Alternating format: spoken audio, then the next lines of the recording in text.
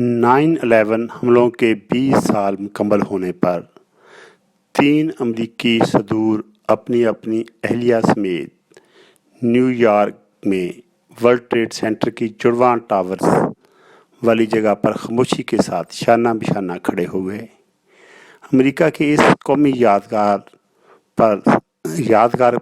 ثانیہ پر 20 برسوں کے بعد مذکورہ موقع پر امریکی جھنڈوں کے ساتھ نکالے گئے جلوس میں امریکہ کے موجودہ صدر جو بائیڈن، سابقہ صدر براک اوباما اور بل کلنٹن اکٹھے شریک ہوئے۔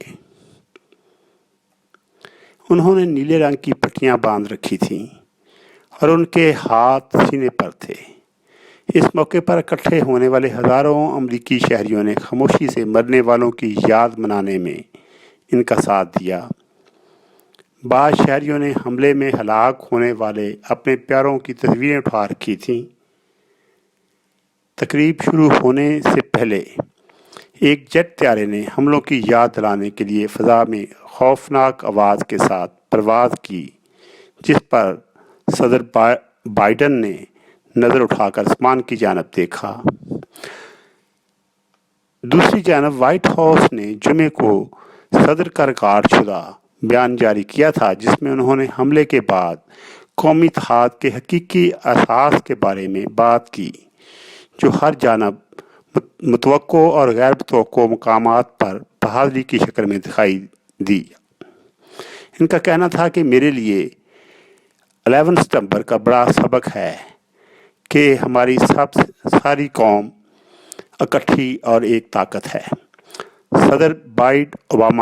صدر بائیڈن آج امریکہ کی ناقابل تسخیر فضا کے تہس نہس کرنے والے اور 3000 امریکیوں کی ہلاکت کا باعث بننے والے اس واقعہ کی یاد میں ان تینوں مقامات کا دورہ کریں گے جہاں جہاں حملے کیا گیا تھا۔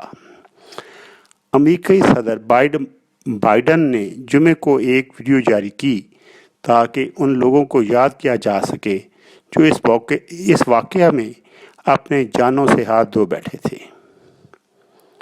انہوں نے متاثرین کے اہل خانہ کو تسلی دی اور پچھلے 20 سالوں کے دوران امریکی اہلکاروں کی ہمت اور قربانیوں کو خراج تحسین پیش کیا اور امریکی قوم سے پرجوش اپیل کی کہ وہ اپنے اختلافات کو بڑھا کر حملوں کے بعد پیدا ہونے والے تعاون کے جذبے کو دوبارہ زندہ کریں۔